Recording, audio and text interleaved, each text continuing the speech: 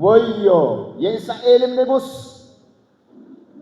እንዲህ አለ፣ የሰባት ቀን መንገድ ዞር፣ ለሰራዊቱና ለተከተሏቸው እንስሶች ውሃ አልተገኘም።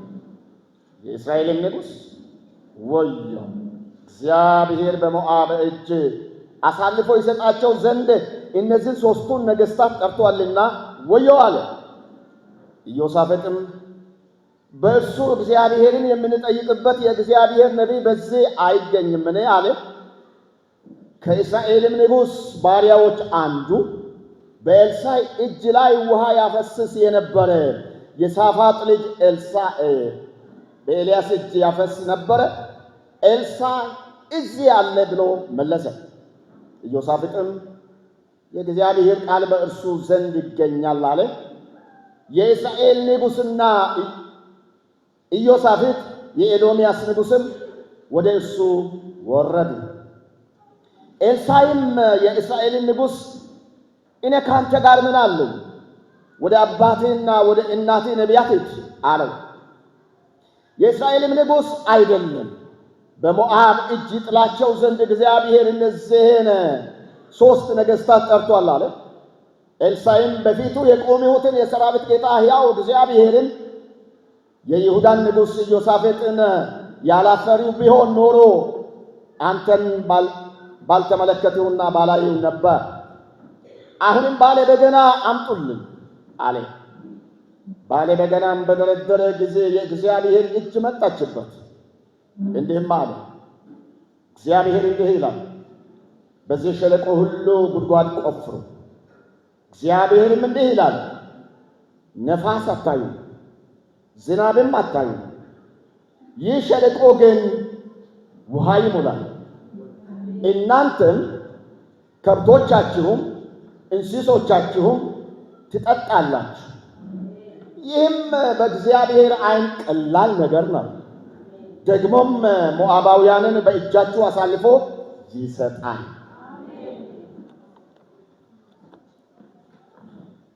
ይህ ሸለቆ በውሃ ይሞላል። እስቲ ቀኝ እጃችሁን አንሱና ይሞላል በሉ። ደግማችሁ በሉ። ይሞላል፣ ይሞላል። ዛሬ ወሬያችን ይሞላል። በእግዚአብሔር ስም ይሞላል። በጌታ ስም ይሞላል። የጎደለው ይሞላል። ይሞላል ብላችሁ ያዙ። ይሞላል።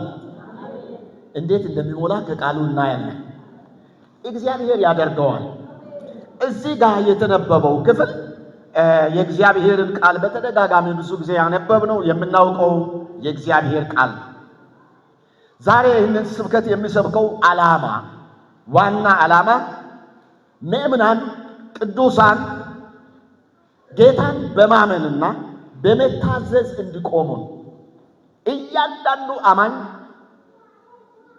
እያንዳንዱ ክርስቲያን የሆነ ሰው የሚያመልከውን አምላኩን እግዚአብሔርን በፍጹም ልብ በማመንና ቃሉን በመታዘዝ እንዲቆም፣ ሁላችንም እንድንቆም ዓላማው ይሄ ነው። ይሄ እንዲሳካልኝ እፈልጋለሁ። ለምን? በሁለቱ ጉዳዮች ውስጥ ነው ስኬት ያለው። ማመንና መታዘዝ ሁለቱንም የሚተካ ነገር የለም። መስማት አንድ ነገር ነው። መከተል አንድ ነገር ነው። ማምለክ አንድ ነገር ነው። ማገልገል አንድ ነገር ነው። ማመንና መታዘዝ ግን የምናውቀውን ነገር የምናደርገውን ነገር ውጤታማ የሚያደርግ ስኬት እንዲኖረው የሚያደርግ ሁለቱ ቁልፍ ነገሮች ናቸው። ብዙ ጊዜ ሰንቶ ሰው ካላመነ ካልታዘዘ በሕይወቱ ላይ ምንም ለውጥ አይመጣም። የሕይወት ለውጥ የሚመጣው በኑሯችን ላይ፣ በሕይወታችን ላይ፣ በአገልግሎታችን ላይ፣ በኢኮኖሚው ላይ፣ በሁለንተናችን ላይ ለውጥ ሊመጣ የሚችለው በማመንና በመታዘዝ። ማመን በጣም አስፈላጊ ስለሆነ ማለት ሰው እግዚአብሔርን ካላመነ ማንን ያምናል? ምን ያምናል? እግዚአብሔር አምላካችን ታላቅ ንጉሥ ነው። እኔ የእግዚአብሔርን ቃል በሚያነብበት ጊዜ በጣም ደስ የሚሉኝ ክፍሎች አሉ። መቼም የእግዚአብሔር ቃል ሁሉ ደስ ነው። ሁለት ክፍሎች ላይ በትንቢተ ሚልክያስና ትንቢተ ሕዝቅኤል ላይ እግዚአብሔር እኔ ታላቅ ንጉሥ ነኝ የሚለው ቃል ልቤን ይቆጣጠራል። እኔ ታላቅ ንጉሥ ነኝ ይላል። እኔ ታላቅ ንጉሥ ነኝና ብሏል። ስለ መስዋዕቱም ሲያነሳ እኔ ታላቅ ንጉሥ ነኝና። ሃሌሉያ! እግዚአብሔር ታላቅ ንጉሥ ነው። ታላቅ ከሁሉ በላይ የሆነ ንጉሥ ነው እግዚአብሔር። እዚህ ቦታ ሶስት ነገሥታት አንድን መንግስት ጦርነት ለማሳካት ጥምር የሶስት መንግስታት ሰራዊት ተደራጅተው ተቀናጅተው ተመካክረው ለውጊያ ነው የወጡት። ሶስቱም ነገሥታት የእስራኤል ንጉሥ፣ የይሁዳ ንጉሥና የኤዶምያስ ንጉሥ ናቸው። የኤዶምያስ ንጉሥ ስሙ አልተጠቀሰም፣ ነገር ግን በጦርነቱ ውስጥ ተካቷል። ሁሉም ሶስቱም ነገሥታት ሰራዊት አዋጥተዋል፣ ዕውቀት አዋጥተዋል፣ መሳሪያ አዋጥተዋል። ሶስቱም ጣምራ ሰራዊት በደንብ ተደራጅተው ተመካክረው ተነጋግረው ጊዜ ወስደው አማካሪዎቻቸውን ሰብስበው ለጦርነት ትጥቃቸውን አስተካክለው ነው የወጡት። አንድ ነገር ዛሬም ቢሆን እናስታውሳለን። ያለ እግዚአብሔር ፈቃድ እግዚአብሔር ሳይቀድም እግዚአብሔርን ፊት ለፊት ሳያስቀምጡ ሰዎች የሚጀምሩት ጅምር ጉዳዮች ለስኬት አያበቃቸው። ብዙ ፉከራዎችን፣ ብዙ ቀረርቶ፣ ብዙ ጀብድነትና ጀግንነት የሰዎችን ድምፅ እየሰማን ኖረናል። በዓለማችን ታላላቅ አገራት የተደራጀ ጦር ያላቸው፣ ቴክኖሎጂ ዕውቀት ያላቸው ዛሬም እንደምንሰማው ሰምተንም እንደነበረው በአንድ ሳምንት አጠናቃለሁ ብሎ የጀመሩት ጦርነት ለረጅም ጊዜ ፈጅቶባቸዋል። ብዙ ሰው ሞቶባቸዋል። ብዙ ኢኮኖሚ ፈሷል። አልቻሉም። አንድ ሳምንት ብለው 8 ዓመት ከዛም በላይ የቆዩ በጦርነት ላይ የኖሩ በአንድ ቀን በግማሽ ቀን ጨርሳለሁ፣ በቂ አቅም በቂ ጉልበት አለኝ ብለው የጀመሩ እስከ ዛሬ ድረስ ሰውን እየፈጁ እየጠፉ እያቃጠሉ እየተቃጠሉ ነው ያሉት። በቀላሉ የሚቻል አይደለም። እዚህ ቦታ ሶስቱም ነገሥታት ወጥ ሰልፋቸውን ይዘው ጦራቸውን ይዘው ሰራዊታቸውን ይዘው ወጥተዋል። ኢዮሳፍጥ ነበረ፣ ኢዮራም ነበረ። ታላላቅ መንግስታት ናቸው። ሞዓብን ለመዋጋት ነው የወጡት። ነገር ግን ከወጡ በኋላ ያልጠበቁት ነገር ያላሰቡት ነገር ገጠማቸው። በእነሱ በኩል ያደረጉት ዝግጅት አለ። የሚተማመኑበት ዝግጅት አላቸው። አቅም አለን ብለዋል። ወታደሮቻቸውን ቁጥር ቆጥረዋል። ሰረገላውን ቆጥረዋል። ጦሩን ቆጥረዋል። መሳሪያውን ቆጥረዋል። ነገር ግን ያልጠበቁት ነገር ገጠማቸው። 7 ቀን በእግር ተጉዘው ከአካባቢያቸው ከሰፈራቸው ርቆ ምድረ በዳ በረሃ የጦር ግንባር ባለበት ቦታ ከደረሱ በኋላ ውሃ አልነበረም። እዛ ቦታ ውሃ የለም። ቢፈልጉት አላገኙ። ከላይ ያለውንም ከከርሰ ምድርም ከየትም ማምጣት አይችሉም ውሃ። መቼም ውጊያ መቼም ጦርነት ቀርቶ በሰላም የተቀመጠ ሰው ያለ ውሃ ሊበረታ አይችልም። አቅም ሊኖረው አይችልም። ፈለጉ፣ አጡ፣ አቃታቸው። ሶስቱም ነገሥታት ራሳቸውን ይዘው ወዮ አሉ። ወዮ! በዚህ ጉዳይ ላይ እግዚአብሔር ያዳላ ነው መሰላችሁ? እኛን ሶስቱን ነገሥታት ለማጥፋት እግዚአብሔር ለሞዓባውያን ወግኖ ተነስቷል። ወዮ! ጠፋናል። ወዮ አሉ ነገሥታት። ሁሉ ዝግጅት፣ ሁሉ ድርጅት፣ ሁሉ አቅም ፈሰሰ። አቅማቸው ጠፋ፣ ወደቀ፣ ወዮዋል። አንዱ በመካከላቸው ጥሩ መንፈሳዊ ንጉሥ አለ፣ ኢዮሳፍጥ። የተሻለ ሕይወት ነበረ። መንፈሳዊ ነው፣ የይሁዳ ንጉሥ ነው። ቆይ ይሄ ጉዳይ እኛ ብቻ ልንፈታው አንችልም። የኛ ዝግጅት፣ የኛ ብቃት፣ የኛ ዕውቀት እዚህ ጋር ያበቃል። የእግዚአብሔር ጣልቃ ገብነት ያስፈልገዋል። እግዚአብሔር ጣልቃ ካልገባ፣ እግዚአብሔር በዚህ ጉዳይ ላይ ካልተናገረ፣ እኔ አለሁበት ካላለ የምናሸንፈው አይሆንም። ግን የእግዚአብሔርን ድምፅ ለመስማት ሰው ያስፈልገናል። ማን ነው ድምፁን ሰምቶ ለይቶ ሊነግረን የሚችል ብሎ ሲጠይቁ በኤልያስ እጅ ውሃ ያፈስ የነበረ ነብይ አለ። ብዙ የታወቀ አይደለም። በዚያን ጊዜ ኤልሳዕ ገና አገልግሎቱ ጅምር ላይ ነው። ይሄ አለ ነብይ ኤልሳዕ አለ። የእግዚአብሔር ቃል በሱ ይገኛል። ይጠራ ተባለ። ተጠርቶ ሲመጣ ተቀላቅለዋል። ሰው ጣዖት አምላኪዎችና እግዚአብሔርን የሚያመልኩ አንድ ላይ ነው ተደራጅተው የወጡት። እግዚአብሔር ልዩነት ማድረግ ይፈልጋል። እግዚአብሔር በሚሰራቸው ስራዎች ተቀናቃኝ የሆኑ ጠላቶቹን መምታት ማድቀቅ ነው የሚፈልገው። እግዚአብሔር በግብፅ ላይ የሰራውን ስራ ስንመለከት እግዚአብሔር እኔ የሚሉ የጣዖት አምልኮ ወይም የግብፃውያንን አማልክት ፈጽሞ ከምድረ ገጽ እስኪጠፉ ድረስ እግዚአብሔር አደቀቃቸው፣ አጠፋቸው።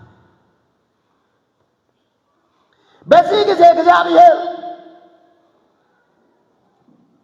እንዲመጣ የእግዚአብሔር ክብር እንዲገለጥ ማድረግ የሚገባውን እንዲያደርጉ ኤልሳዕ ነገራቸው። ምንድነው ያደረገው? ይሄ ጉዳይ ውሃ በካናል ከሌላ ቦታ ማምጣት የሚቻል አይደለም። በቦቴ ተጭኖ መምጣት የሚቻል አይደለም። ቦታው በጣም አስቸጋሪ ነው።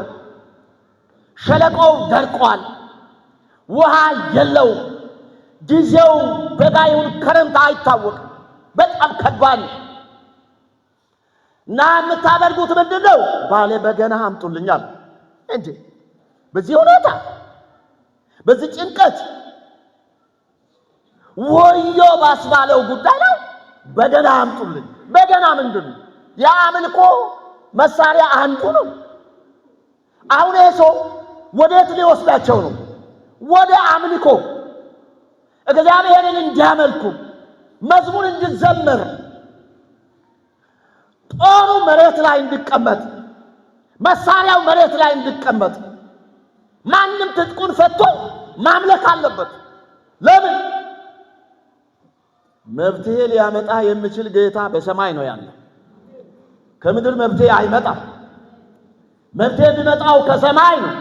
በጣም ወዮ ላላችሁት ጉዳይ፣ በጣም ከባድ ላላችሁት ጉዳይ፣ ከአእምሮ ከአቅም በላይ የእናንተን ትግል የእናንተን ጥረት ጨርሶ ገኖ ከፍ ብሎ ቁጭ ባለው ጉዳይ ላይ ተደላድሎ በተቀመጠው መከራና ጉድለት ስቃይ ላይ መፍትሄ ከሰማይ ይመጣል፣ ከላይ ይመጣል። መልስ ሊሰጥ የሚችል አንድ ጌታ አለ፣ ሁሉን የሚችል እግዚአብሔር አለ። ስለዚህ ሊዘመርለት ይገባል። እሱ ምን ይፈልጋል? ክብር ይፈልጋል፣ መክበር ይፈልጋል። ክብሩን አያስነካም። ስለዚህ መዝሙር ያስፈልጋል አለ። ባለ በገናው መጥቶ ደረደረ። ዝማሬ እንዲዘመር ተጀመረ። ስለዚህ ነው አንዳንድ ጊዜ በፕሮግራማችን ውስጥ እንደምታውቁት ቤተ ክርስቲያናት በመዝሙር ነው የሚጀመረው። በጸሎት ይጀመርና ወደ መዝሙር ይከዳል። ከዛ ነው። ምክንያቱም ትልቅ ቦታ አለው መዝሙር። ተዘመር። ሲዘመር የእግዚአብሔር እጅ መጣች ይላል። የእግዚአብሔር እጅ መጣች። የእግዚአብሔር እጅ መጣች። በመዝሙር ውስጥ፣ በአምልኮ ውስጥ፣ በዝማሬ ውስጥ የእግዚአብሔር እጅ መጣች። እስቲ የእግዚአብሔር እጅ መጣች በሉ። ረገጥ አድርጋችሁ የእግዚአብሔር እጅ መጣች በሉ። ምን ነው ደከማችሁ? የእግዚአብሔር እጅ መጣች በሉ። ሃሌሉያ! እጁ ስትመጣ ሁኔታው ይቀየራል። እጁ ስትመጣ ነፋሱ አየሩ ጸጥ ይላል። ክብር ለኢየሱስ ይሁን። የእግዚአብሔር እጅ መጣች። ይሞላል። እንዴት ይሞላል? ጥያቄ ጠይቁ። ራሳችሁን ተመልከቱ። ቤታችሁን ተመልከቱ። ዛሬ በእግዚአብሔር ቃል ሊያጽናናችሁ ፈልጋለሁ። ቤታችሁን ተመልከቱ። ኑሯችሁን ተመልከቱ። የጤና ጉዳያችሁን ተመልከቱ። በቤታችሁ ያለው ትግል ተመልከቱ።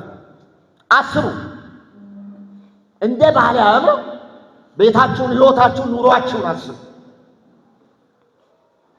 ማሰብ ይቻላል። ለሰው መናገር የማትፈልጉት በእግዚአብሔር ፊት ያስቀመጣችሁትን አስቡ፣ ቁጠሩ። እንዴት ይሆናል? እንዴት ሊሞላ ይችላል? እንዴት ሊቀየር ይችላል? ማን ይቀይረዋል? ከባድ ነው። ነገስታት እኮ አቅቷቸው ነው ወዮ ያሉት። ዛሬ ሰው የራሱን የግል ችግሩን ይዞ ነው የተቀመጠው። እያንዳንዱ ሰው ብር አለው፣ ብር የማይፈታ ችግር አለው። ቤት አለው፣ ቤት የማይፈታ ችግር አለው። ስልጣን አለው፣ ስልጣኑ የማይፈታ ሌላ መከራ ስቃይ አለው። ዘመድ አለው፣ ጓደኛ አለው፣ ብዙ ወገን አለው፣ ወገን የማይፈታ ሌላ ችግር አለው። ሰው ከችግር ሳይወጣ ነው በዚህ ምድር ላይ የሚኖረው። አንዱን ሲጨርስ ሌላኛው ይጠብቀዋል። እያዘነ አእምሮ ተወጥሮ ነው። አንዳንድ ሰው ለብቻው እያወራ ነው የሚሄደው። ድሮ መንገድ ላይ ስንቀመጥ ልጆች ሆነን ትልልቅ ሰዎች ለብቻቸው እያወሩ ሲሄዱ የታመመ ይመስለን ነበር። አይ ጤነኛ አይደለም ብለን ስቃለን። ለካ የችግር ግዝበት ነው። ከፍ እያለ ሲመጣ ሰው በሌለበት ለብቻው ያናግረዋል፣ ለብቻው ያስለፈልፋል። እንደዛ ቀስ እያለ ወደ ሌላ ደረጃ ነው የሚሄደው። ሕክምና ያስፈልገዋል። ማን ነው የሚያስፈልገው? ምንድን ነው የሚያስፈልገው? የጌታ ቃል ነዋ። የእግዚአብሔር ድምፅ ነዋ። የእግዚአብሔር እጅ ነዋ። የሰው ችግር ሊፈታ የሚችል የእግዚአብሔር ድምፅ ነው። እንዴት ይሞላል? አንድ ሶስት ነገር ተናግሬ ጨርሳለሁ። እንዴት ይሞላል? የእግዚአብሔር እጅ ስትመጣ ይሞላል። የማን እጅ ስትመጣ? የእግዚአብሔር እጅ። ሃሌሉያ ሃሌሉያ። እጁ ስትመጣ የጎደለ ይሞላል። እጁ ይህንን ጉዳይ ትኩረት አድርጋ ስትመጣ የእግዚአብሔር እጅ ለዘላለም የሚኖር እጅ ነው። እጁ ሲንቀሳቀስ በዓላማ ነው የሚንቀሳቀሰው። እጁ ሲንቀሳቀስ አንዳንድ ጊዜ ለጩኸት ለጥሪ ምላሽ ለመስጠት ይንቀሳቀሳል። ለጩኸት ምላሽ ለመስጠት፣ ለጥሪው ምላሽ ለመስጠት የአምላክ የእግዚአብሔር እጅ በጣም በሰመረ ሁኔታ ጉዳዩን ዋናዬ ብሎ የእግዚአብሔር እጅ ሲመጣ ጎደሎው ይሞላል። ጎደሎው ይሞላል። እጁ ስትመጣ እጁን እንዳትረስ። እጁ የማይደክም እጅ አለ። እጁ የማይሰለች እጅ አለ። ምሕረትን የተሞላ እጅ አለ። ዳስሶን መፈወስ የሚያውቅ እጅ አለ። መጠገን የሚችል እጅ አለ። የእግዚአብሔር እጅ ምን አለ? ሕዝቅኤል ምን አለ? እጁ ዳሰሰኝ፣ በሁለቱ እግሮች አቆመኝ ይላል። ያቆማል እጁ ሲመጣ፣ ያቆማል እጁ ሲመጣ። እጁ ዳሰሰኝ አቆመኝ። ዮሐንስም ወድቆ ነበረ መሬት ላይ ድብን ብሎ እንደ ሞተ ሰው ሆኖ ነበረ። እጁን ዘረጋና ዳሰሰኝ አቆመኝ። ዳንኤልም ወድቆ ነበረ፣ መንቀሳቀስ አልቻለም። እጁ ዳሰሰውና ብድግ አረጋ። የእግዚአብሔር እጅ ስትመጣ የወደቀ ይነሳል፣ ወድቆ የቆየ ይቆማል። ኦ ሃሌሉያ! አውቃለሁ ብዙ ጊዜ አንስቶኛል እጁ። ላቫንታሴ ላቬና ማይ ክብር ለኢየሱስ ይሁን። ብዙ ጊዜ አቁሞኝ ያውቃል እጁ። እኔን ማለት ነው። በረሃ ላይ ምድረ በዳ ላይ ምንም ማንም በሌለበት ቦታ የአምላኬ እጅ አጽናንቶኝ አቆሙኝ ያውቃል። እጁን አታውቁም? እጁን አልቀመሳችሁ? እጁን አልተደገፋችሁ? ሃሌሉያ!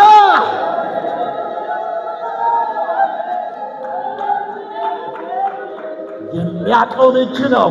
የምህረት እጅ ነው። የፍቅር እጅ ነው። የሚያድን እጅ ነው። ሃሌሉያ!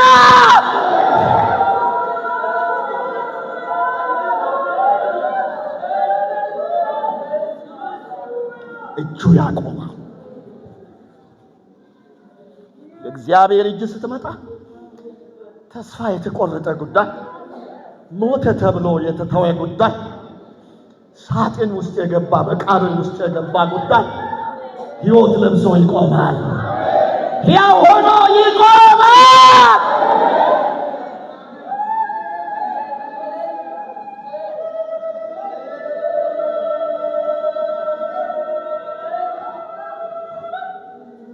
እጁን ያልቀመሰ ያለ፣ እጁን ያልተደገፈ ያለ፣ እጁን ያልተለማመደ ያለ ወይ? እጁ ያልደገፈው፣ እጁ ያልፈወሰው አለ ወይ?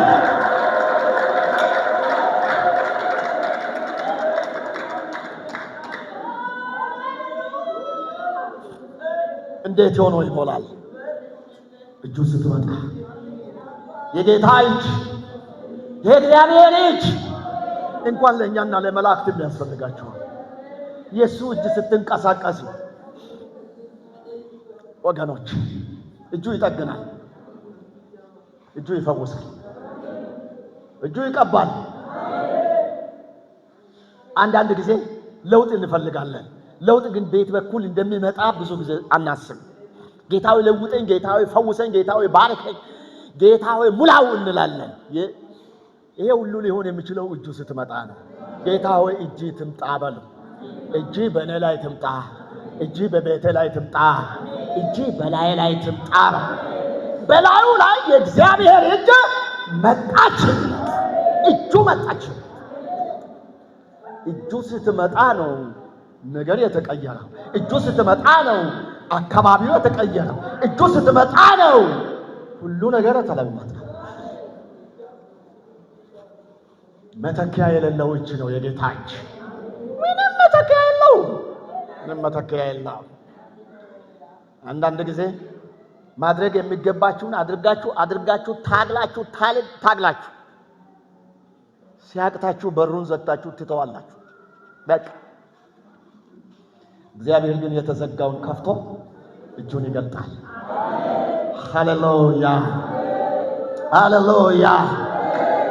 ሃሌሉያ!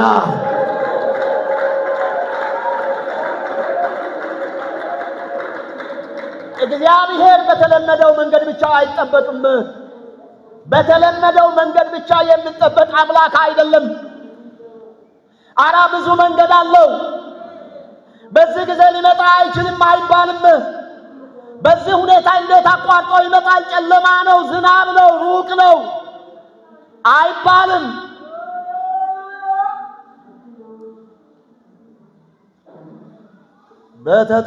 በሚጠበቀው በተለመደው መንገድ ብቻ የሚጠበቅ አምላክ አይደለም። እነሆ አዲስ ነገር አደርጋለሁ፣ እሱም አሁን ይበቅላል ያለው የሰራዊት ጌታ እግዚአብሔር አዲስ ነገር ያደርጋል። አዲስ ነገር ያደርጋል። አንዳንድ ጊዜ ሞክራችሁ መንገዱ ሁሉ ዝግ ሲሆን ተው፣ እሱ ሲመጣ ይከፈታል። ምን አታገላችሁ? በር ዘግታችሁ ወደ ጓዳ ተመለሱ። ጌታ ሆይ አቅቶኛል፣ ሞክሬያለሁ፣ አልቻልኩም፣ በቃ ላንተ ትቻለሁ ብላችሁ ቁልፉንም ጣሉ። ትግሉን አቁም፣ ዘና በሉ፣ ምስጋና ጀምሩ፣ አምልኮ ጀምሩ። እግዚአብሔር ሁኔታውን ይቀይራል። የተለመደን መንገድ ብቻ አትጠብቁ። አዲስ ነገር አለው። ብቻ ጉዳዩን እግዚአብሔር ይረከበው። ብቻ የእናንተን ጉዳይ ማን ይረከበው? እግዚአብሔር። እጁ ትውሰድ፣ እግዚአብሔር ይውሰድ። ሸክሞቻችሁን እግዚአብሔር ይውሰድ። ጥያቄዎቻችሁን እግዚአብሔር ይውሰድ። ደዌያችሁን እግዚአብሔር ይውሰድ። ጎደሏችሁን እግዚአብሔር ይውሰድ። በጣም የሚገርመኝ ነገር ይህንን ቃል ሲያጠና ይሞላል ነው። እዚህ ጋር ሙሉት ያለው ቦታ ደግሞ አለ አይደል? መጽሐፍ ቅዱሳችን ውስጥ ይሞላል ይላል። እዚህ ዮሐንስ ወንጌል ምዕራፍ 2 ስትሄዱ ሙሉት ይላል። ይሄ የመሙላቱ ጉዳይ ለነሱ ሰጥቷል። በጣም ቀላል ስለሆነ ነው ያንን አድርጎ ያለ።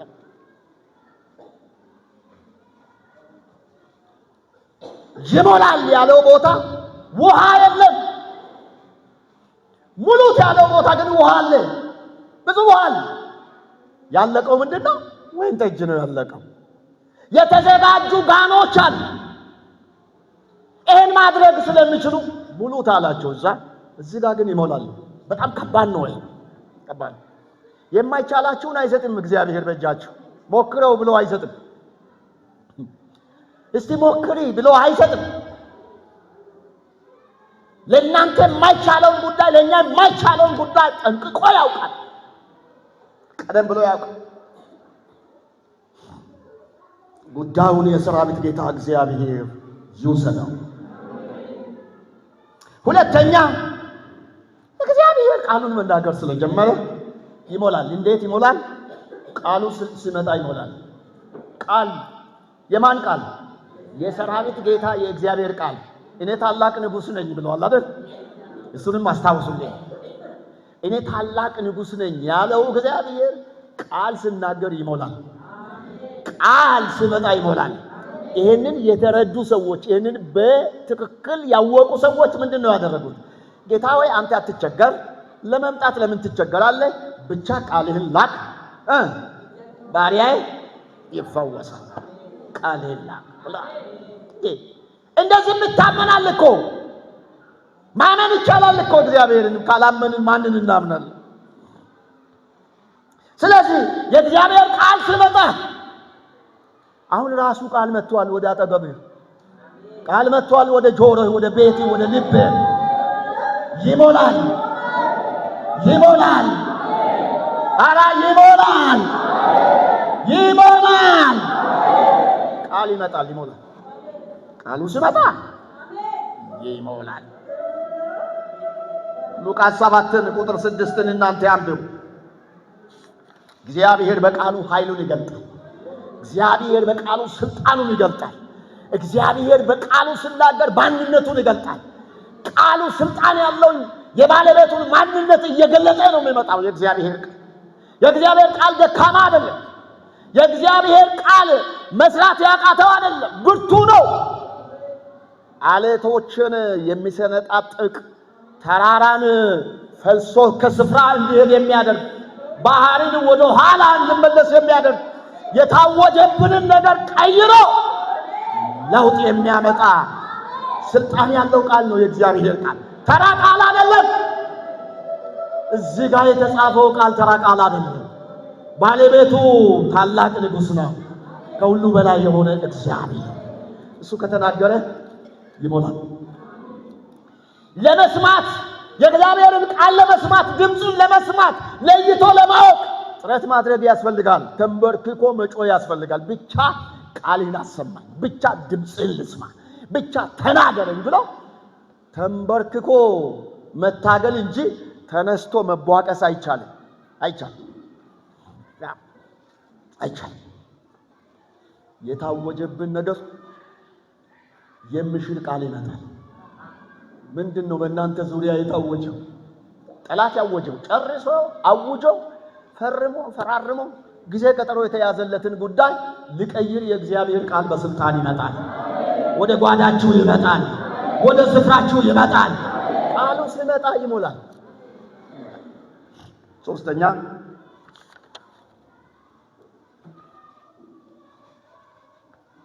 ይህማ ለእግዚአብሔር አይን ቀላል ነገር ነው።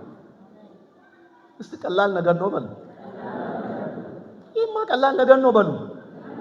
ከበድ አድርጋችሁ አይደለም፣ እንደው ራሳችሁን እየነቀነቃችሁ ይህማ ለእግዚአብሔር ቀላል ነገር ነው በሉ። አካል ቀላል ነገር ነው። ቆጥራችኋል አይደል? ችግሮችን፣ ፈተናዎችን፣ ጉድለቶችን አልሳካ ያለውን ጉዳይ ቆጥራችሁ ይህማ በእግዚአብሔር አይን ቀላል ነገር ነው፣ በጣም ቀላል ነገር ነው፣ ምንም አያመጣም፣ ምንም አያመጣም። በእግዚአብሔር አይን ምንድነው? ቀላል ነገር ነው የሆነው። አይቶ እግዚአብሔር ቀላል ነው ብሏል። ቀላል ነው ነው። አሜን። እንደው ሐኪም እንኳን አይቶ ቀላል ነው ካለ ትጽናናላችሁ አይደል? ሕክምና ሄዳችሁ እንኳን ሐኪሙ የዘራችሁትን በሽታ በጣም መቼ ሊገለኝ ነው እያላችሁ ቀላል ነው መድኃኒት አለው ብሎ ሲል ትጽናናላችሁ፣ ደስ ይላችኋል። ይህማ ለእግዚአብሔር ቀላል ነው። እግዚአብሔር ምንድነው ያለው? ቀላል ነው፣ ቀላል ነው። እስቲ ጎናችሁ ላለው ሰው ተናገሩ፣ ቀላል ነገር ነው በሉ። በእግዚአብሔር አይን ቀላል ነገር ነው በሉ። በጣም ቀላል ነገር። አንዳንዱ ይፈወሳል በዚህ ጊዜ እኔ ነግሬያችኋለሁ። አንዳንዱ ይፈወሳል፣ አንዳንዱ ቀንበሩ ይሰበራል፣ በአንዳንድ ሰው ውስጥ ደስታ ይሞላል። ጨበጥ አድርጉና በጎና ፊቱን እያያችሁ ይህማ በእግዚአብሔር አይን ቀላል ነገር ነው በሉ። አሜን። ማለት ይሄ በእናንተ ላይ የተከመረው ጉዳይ ቀና እንዳትሉ የቀረጥ ያስቀለቀላችሁ ጉዳይ ይህማ በእግዚአብሔር አይን ፊት ቀላል ነው። ንጉሱ ቀላል ነው ብሏል። ንጉሱ ቀላል ነው ብሏል። ታላቅ ንጉስ ቀላል ነው ብሏል። ተጽናኑ። ከዚህ በላይ ቃል የለኝም። ንጉሱ ቀላል ነው ብሏል። አሁን ነው ሰላም የሚመጣው። አሁን ነው ደስታ የሚመጣው። ሸክም ተሸክሞ እየተቃሰቱ ከመኖር ሰጥቶ ማረፍ ክርስትና የእረፍት ህይወት። ነገስታቶቹ ምን አላችሁ? በዚህ ሸለቆ ጉድጓድ ቆፍሯል። አራ መቆፈር እንችላለን፣ ጉልበት አለን፣ ገሶም አላቸው ይመስለኛል። ወይም ለጦርነት ያዘጋጁትን ሰይፍ አንስተው ቆፈሩ። ጉድጓዱን እዚህም ቆፍረው እዛም ቆፍረው ጠበቁ። ይሄ ከተነገረው በሁለተኛ ቀን ማለዳን ሌሊት ምድረ በዳን ይዞ ውሃ መንጎውን ማንም ሳይቀደው ያለ ዝናብ፣ ያለ ነፋስ፣ ያለ ነጎድጓድ፣ ያለ ደመና ምስራቁን በኩል ሳይቀይር ውሃው መጣ ይላል ቃሉ። መጣ፣ መንገዱን ይዞ መጣ። በተቆፈረው ጉድጓድ ሞላ። እንስሶቹ ጠጡ፣ ሰራዊቱም ጠጣ፣ በረቱ። ከዛ በኋላ ድል ተቀዳጁ። ድል ይሆናል፣ ድል ይሆናል። በጌታ በኢየሱስም ድል ይሆናል። ታላቅ ድል ይሆናል፣ ታላቅ ድል ይሆናል። ሳይሳካ የተዘመረ መዝሙር ከስኬት በኋላ ምን አይነት መዝሙር ይመጣ ይሁን? ሃሌሉያ! ከድል በኋላ ምን አይነት መዝሙር ይመጣ ይሁን? ክብሩ ሰማያትን ሸፍነዋል። ኦ ሃሌሉያ! ምድሪቱ በውሃ ሞላች። ምድሪቱ በውሃ ሞላች፣ ተጥለቀለቀ። እነሱም ጠጡ። እንስሶቻቸው ፈረስ ምን ያክል እንደመጠጣ ታውቃል? በጣም ጠጡ። ካፍንጫቸው እስኪወጣ ድረስ ጠጡ። ጠጋ። ከዚህ በኋላ ምን ይጠበቃል? እግዚአብሔር መልስ ሰጪ አምላክ ነው። እግዚአብሔር መልስ ሰጪ አምላክ ነው። ሶስት ነገስታት ተመካክረው ተደራጅተው ያልፈቱትን ጉዳይ የሰራዊት ጌታ እግዚአብሔር ፈታው። ቃሉን ልኮ ፈታው። እጁን ዘርግቶ ፈታው። ቀላል ነገር። አይኑን መለስ ሲያደርግ እግዚአብሔር ቀላል ነገር ስንት ሰው አጽናንቶናል። እንደው ቀላል ነው ብለው በጣም ከባድ ነው ጨንቆን ስቅስቅ እያልን እያለቀስን ከነገርነው በኋላ ቀላል ነው ካለ ደስ ይለናል። ቀላል ነው። አሁን እናንተን ቀላል ነገር ነው ያለን ማን ነው? የሰራዊት ጌታ እግዚአብሔር ነው። ቀላል ነው።